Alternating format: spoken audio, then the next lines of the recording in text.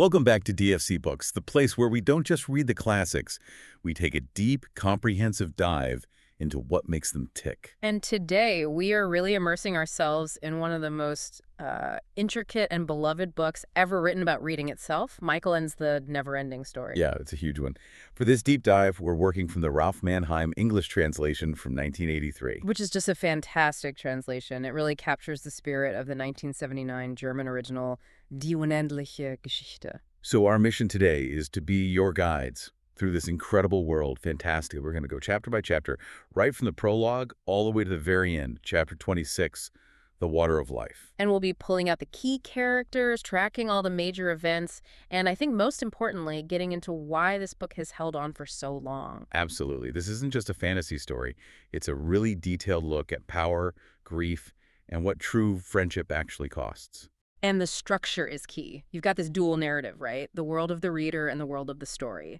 Tracing how those two finally collide and merge is everything. That's what we're tracking. Yeah, when does the reader stop being just a reader? Before we jump in, though, quick request. If you have any books you'd love for us to cover next, please drop those requests in the comment section. We do read them. Okay, so let's set the scene. Ende starts us off in, like, the gloomiest possible place. A gray, cold, rainy November morning. It's so bleak. And that's where we meet our first protagonist, Bastian Balthazar Bucks. And this isn't just a description of a kid, it's a whole psychological profile of loneliness. For sure.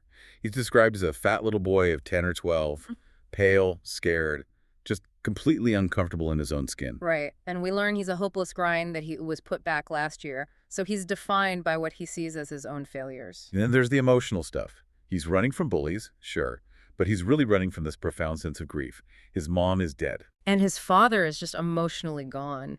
There's that line that's so heartbreaking where Bastian thinks, he never says anything. It's all the same to him. Yeah. It just sets up this deep, desperate need for escape. A need so strong he's willing to, break the law. Which drives him right into this dimly lit old bookshop owned by Carl Conrad Coriander. And Coriander is. Yeah. He's a character. Short, stout, smoking this curved pipe. He seems really gruff. He is, but he's also incredibly perceptive. He sees right away that Bastian isn't just skipping school. He's fleeing the others. He sees the wound immediately. But the most important event of this prologue, obviously, is the theft. Coriander's on the phone. And Bastian just becomes transfixed by this book. It's bound in copper-colored silk. It's shimmering, and he feels like it called to him. It's a mystical compulsion. He doesn't just want the book. He feels like he has to have it. So he steals it. And that act of theft, of starting this journey under, let's say, false pretenses, it hangs over everything. He's motivated by shame and escape, not heroism. He then runs to the only place he can think of to hide, the school attic. Yeah, this big, dark, dusty attic.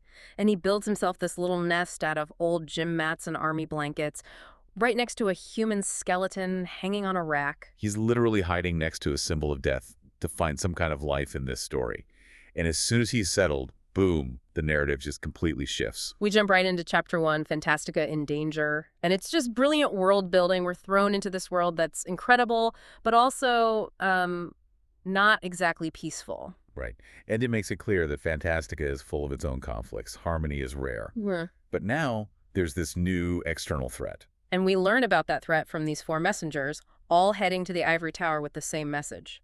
Fantastica is being destroyed by something called the Nothing. I love these messengers. You got Blub, a will-o'-the-wisp. Glickuk, who's a tiny little guy riding a racing snail, which is just a wonderful detail. It is.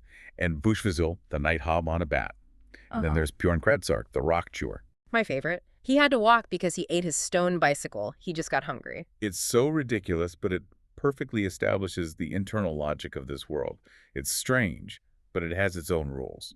And their destination is the Ivory Tower, which is described as being as big as a city, all made of this delicate white Fantastican ivory, twisted up like a snail shell. And at the very top, in the Magnolia Pavilion, lives the childlike empress. The most important event of this chapter, though, is that they all have the same news, that nothing is everywhere. And crucially, the childlike empress is sick, gravely ill.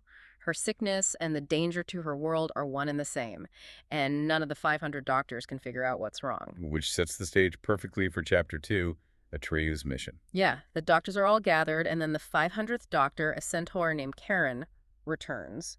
But he doesn't have a cure.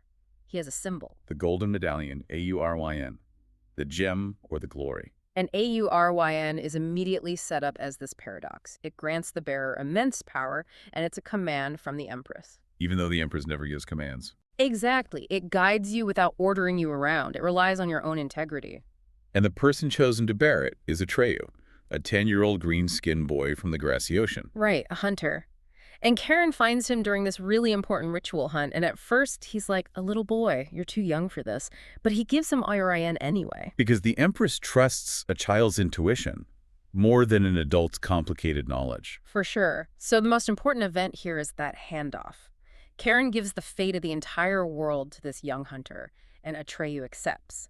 He sets out on his horse, Artax, to find the cure. So the first part of his journey is brutal. Chapters 3 through V. He sees all these amazing creatures like the Sassafranians who are born old and die as babies. But he's also haunted by this dream of failing, of not being able to kill this purple buffalo. This feeling of inadequacy is following him. And then comes the swamps of sadness in Chapter 3. And the emotional toll just hits like a truck. It's such a powerful metaphor. The land itself is just saturated with despair. And that's what gets Artax. His beloved horse. He sinks into the black water. He doesn't die in a fight. He dies from sadness. From the grief of the land. And that is so devastating because it directly mirrors Bastian's own grief back in the attic. The book even says Bastian has to stop reading and just cries. The reader and the hero are already connected by this shared loss. It's incredible. Absolutely. So Atreyu pushes on alone, and Auryn guides him to Tortoiseshell Mountain, where he finds Morla the Aged One. This giant, ancient, mountain-sized tortoise. And Morla tells him the Empress needs a new name. That's the cure. And she points him toward the Southern Oracle, so that's the key event. The cure isn't medicine, it's identity. But Morla's so old, she's completely indifferent. She doesn't care if Fantastica lives or dies.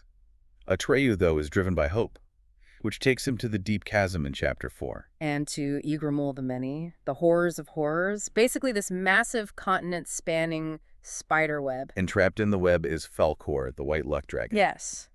Falkor, this creature of pure joy and optimism. His voice sounds like a giant bronze bell. He's just hope personified. So the most important event here is a weird one.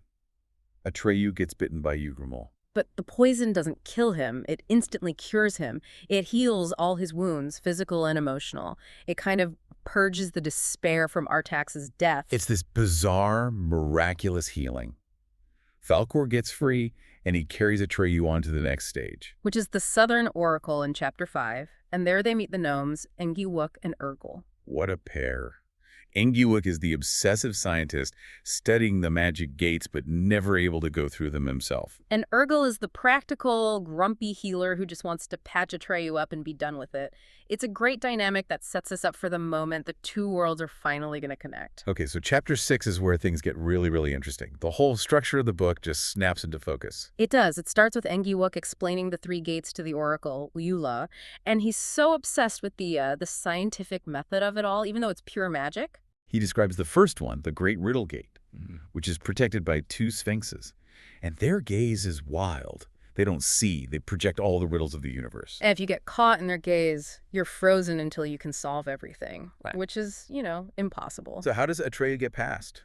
He just walks. He bows his head, protected by Auryn. He doesn't solve the riddles. His pure intent allows him to bypass them entirely. It's not about knowledge. It's about purpose. That's a huge point. So he gets through. And then the second gate appears, the Magic Mirror Gate. Which forces you to see your true self, the ultimate test of identity. And this is it. This is the moment, the most important event of the chapter because it just smashes the wall between the world. Atreyu looks in the mirror. And he doesn't see himself. He sees, and I'm quoting here, a fat little boy with a pale face, wrapped in frayed gray blankets. He sees Bastian. Chills every time. Yeah. He sees the reader. And the book synchronizes this perfectly. Just as Atreyu sees him, the school clock strikes 4, and Bastian looks around his attic nest and realizes the boy in the book is looking right back at him. Oh man, the terror of that realization. Yeah. That you're not just reading a story, you are in the story. And not just in it, but you are essential to it. The fate of this world rests on you, this kid who thinks he's a total nobody. So Atreyu, after seeing this, he gets through the third gate in Chapter 7, the No-Key Gate. And he meets Uyula. The voice of silence. Her body is literally made of sound, and she confirms everything. The childlike empress needs a new name, and it has to be given to her by a human, a child of man from the outer world. The quest's purpose is now totally clear. So Falkor, being a luck dragon and ever the optimist, says, great, mission accomplished, let's go back to the empress. Right. They know what the cure is, they just don't have it yet. So they fly off in Chapter 8, and they barely survive this insane battle between the wind giants. Which is a great physical metaphor for all the internal chaos happening in Fantastica. Their journey takes a dark turn, though. In Chapter 9, they land in Spook City, and Atreyu finds Jumork. Ugh, Jumork, the gigantic, chained, starving werewolf. He is the mouthpiece for the book's deepest, most terrifying philosophy. Yeah, he delivers this monologue that is just. It's a gut punch. He reveals he's a creature who can move between worlds, and he was hired to kill Atreyu to stop the human from coming. But it's his explanation of the nothing that's the real horror. He says Fantasticans who jump into the nothing don't just disappear. They become lies in the human world. Exactly. They become the cynicism, the advertising jingles, the cheap fantasies, the deliberate misinformation that poisons our world. They work to make humans believe Fantastica doesn't exist. So the nothing isn't a void.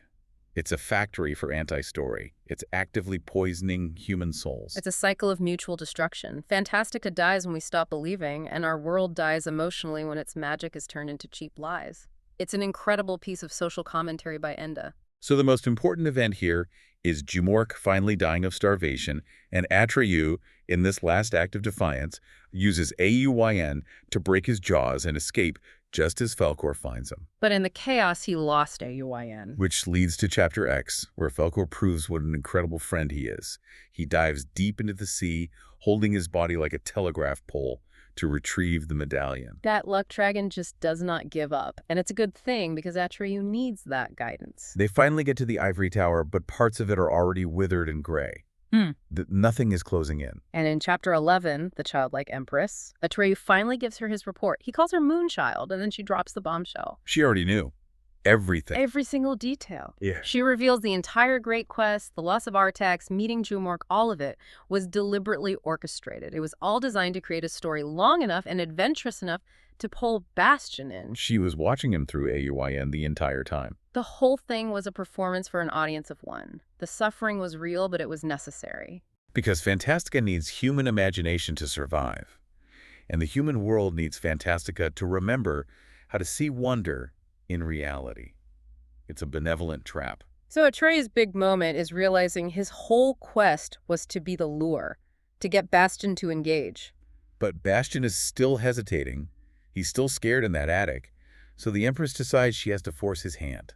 In Chapter 12, she goes to find the one being who can compel him, the Old Man of Wandering Mountain. Who is a fascinating character. He lives on this mountain that can only be climbed after the last person to climb it has been completely forgotten. And he lives in this egg-shaped house at the summit, and his job is to write everything down in a book. And his book is the Neverending story. The very one we're reading.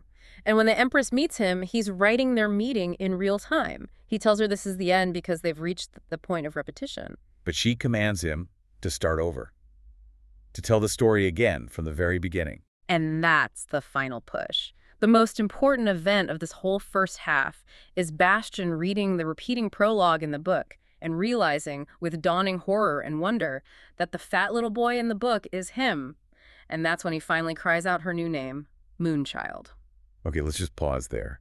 The fate of two worlds rests on one boy reading a book, and he's just been forced to realize he's a character in it. I mean, the pressure is just immense. While you wrap your head around that intense meta-narrative, take a quick moment and make sure you hit that subscribe button. It really helps DFC Books, and it makes sure you won't miss what happens next. So the cycle is broken. Bastion shouts, Moonchild, and he's instantly pulled into Fantastica. And he receives AURN. The rules have changed, though. Now it grants his wishes. But with that terrible, terrible catch, every wish costs him a memory of his human life. It's not a tool for good. It's a temptation that erodes his identity. And his very first wish in Chapter 13, Perilyn, the Night Forest, tells you everything you need to know. It's driven by pure shame. Totally. He's embarrassed by his fat, pale appearance. He thinks Moonchild was expecting a hero, so he wishes to be strong, handsome, and brave, and poof, he is. He's literally trading his past trauma for a new, idealized exterior. He wishes for a beautiful world and creates peril in this glowing, self-growing forest. And you see the cost right away. He remembers a time he was embarrassed in gym class, and he just smiles and dismisses the memory. The pain that made him Bastion Bucks is now the currency for his power. He moves on fast. In chapter 14, he wishes up a whole desert, the desert of colors, Goab. It's all about creating this grand stage for his new heroic self. And in chapter 15, he meets the personification of that desert, Grogerman, the many-colored death. Incredible character. This majestic lion who is the desert. He dies every night and is reborn every morning. He's elemental power, and he becomes completely loyal to Bastion. But he also gives Bastion the most important warning of the entire book. He gives him the sword, Sikanda, and tells him, only draw the sword if it leaps into your hand on its own. If you draw it by your own will, you will cause great misfortune. It's a weapon of destiny, not ego. A test he is absolutely going to fail. Of course. So now he's this powerful savior, and he travels to the Silver City of Amarganth in chapter 6-6. And he meets Atreyu again, and this is where we see the rift begin. Bastion defeats another hero, Henrik, in a duel, and then he unlocks this lost library by revealing the city's forgotten history.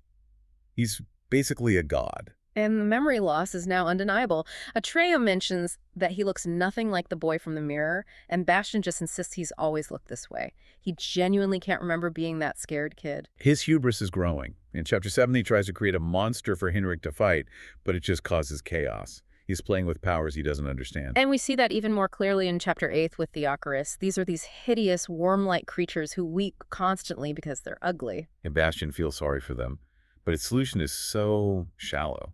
It is. Instead of addressing the root of their despair, he just wishes them into the Schlamoofs, the everlasting laughers. He tries to fix a deep psychological problem with a magical band-aid. And it backfires spectacularly. The Schlamoofs are so busy laughing and being cheerful that they're completely destructive. They're wrecking everything. It's this huge lesson that just wishing for happiness doesn't solve real suffering. And that failure marks his real turn. In chapter 19, he's fully addicted to the fame now. He starts to resent Atreyu and Falkor for trying to guide him back to his world. He wants more power, more glory. And that resentment is what makes him vulnerable. In chapter 6, he rescues some knights from a castle ruled by the sorceress, Said. And he discovers her guards are just empty suits of black armor moved by her will, and she tells him, chillingly, that she can control anything that is empty. Which is a direct shot at Bastion, right? He's emptying himself of memories. Exactly. He's becoming a vessel for her to control. He spares her life because she flatters him so well, and she immediately starts poisoning him against Atreyu. And that's when he loses the memory of ever being a child. The final nail in the coffin of his old self comes in chapter 21, the Star Cloister. He travels there in this fancy litter, having wished his loyal mule away, and he meets the monks of knowledge. They call him the Great Knower. And he proves it. He answers all their riddles, explaining the nature of Fantastica, the book, the attic. And the most important event here is when he holds up a magic stone, Eltsahir, and uses it to show them a vision of the schoolhouse attic where he's reading. And in that moment of ultimate power, he loses the stone and his final connection to reality, the memory of school and of stealing the book. He's traded his entire history for a fleeting moment of being a god. He's completely trapped. So with all his memories of the human world gone, Bastion is ripe for Zaid's final manipulation. In chapter 22, the battle for the Ivory Tower, she convinces him he should be the new childlike emperor. Which is the last thing he should ever be. And this forces Atreyu and Falkor into this desperate, impossible choice. They try to steal Auryn back from him. They think it's the only way to save him from himself, to stop the memory loss. But they get caught. And the confrontation is just heartbreaking. It's the ultimate betrayal. Bastion demands an answer from Atreyu, who admits he did it. And Bastion, full of rage and fed by Said's lies, sentences his best friend to be hunted to the ends of the world. Awful. And that moral failure immediately leads to a physical one. The battle starts. Bastion's forces against Atreyu's. And in his rage, the most important event happens. Bastion uses his own will to draw Sikanda. He breaks Grogerman's one sacred rule. And the sword's light goes out. They hear a cracking sound from far away. It's Grogerman turning to stone. Bastion just murdered his own purest creation with his ego. He wins the battle. Atreyu's wounded, but escapes with Falkor, and the Ivory Tower, the heart of Fantastica, is destroyed in the process. He's ruined the very world he came to save. So in chapter 23, he's hit rock bottom.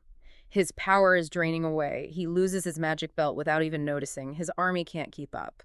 And he arrives at the city of the old emperors. What a horrifying place. It's one of the bleakest images in the book.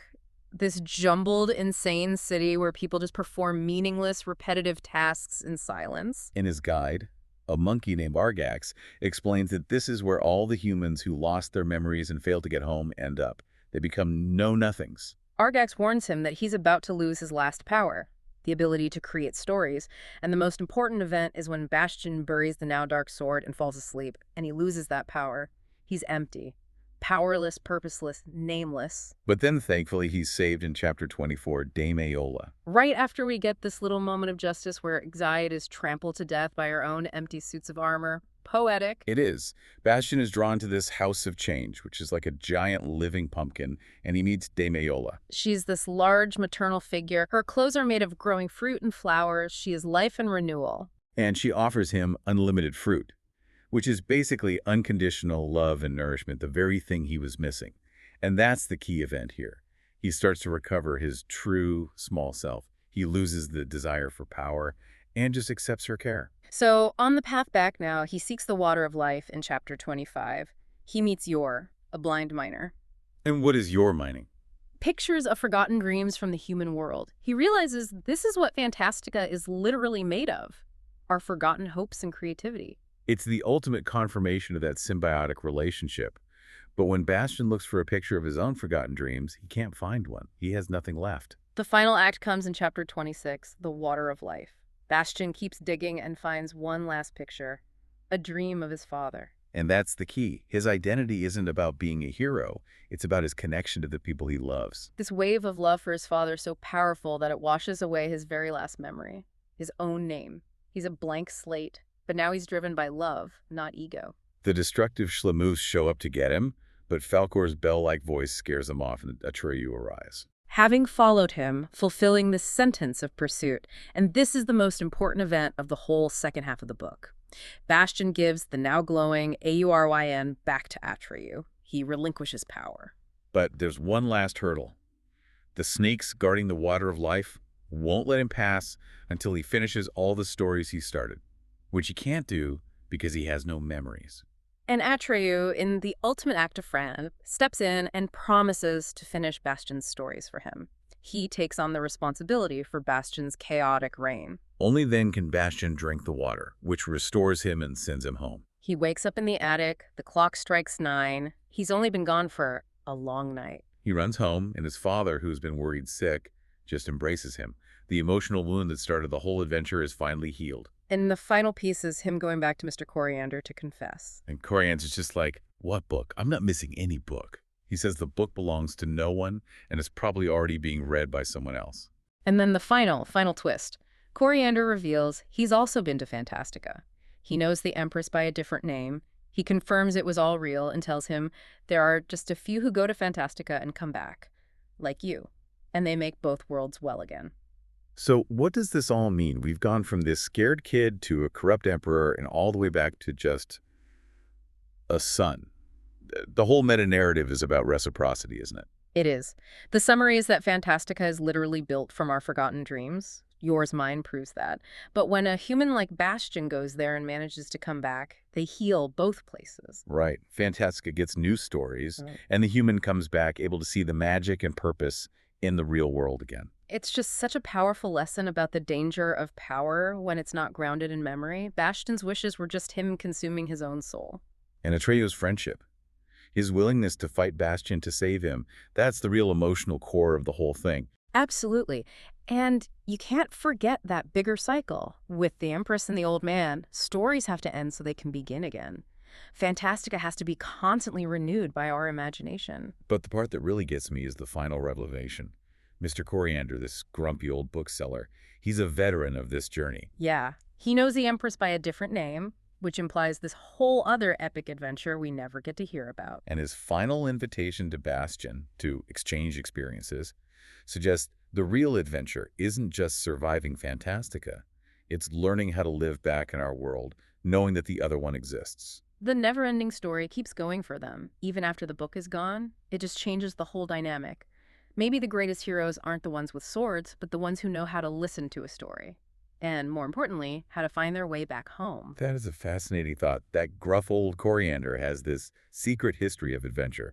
Which leaves a pretty big question for you, the listener. If the book is always being read by someone else and Fantastica is made of our dreams, what story are you creating right now that might save a dying world? And what memories would you be willing to sacrifice to tell it? A perfect place to end our journey. Thank you for tuning in to DFC Books for this deep dive into Michael Ende's masterpiece. We'll see you next time.